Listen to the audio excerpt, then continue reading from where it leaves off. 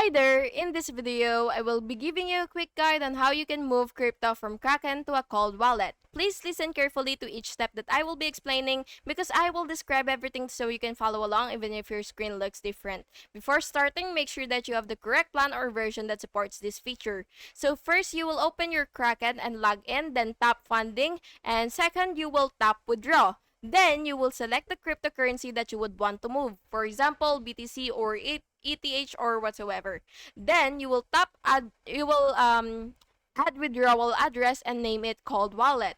Enter your cold wallet address exactly. Paste from wallet device. Then you will of course double check.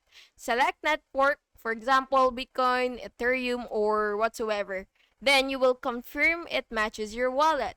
Enter the amount that you would want to transfer and tap review withdrawal, and then you will confirm fees, network, and wallet address. Tap withdraw and complete 2FA confirmation. Check your cold wallet to verify funds have arrived after blockchain confirmations. And yeah, that's it.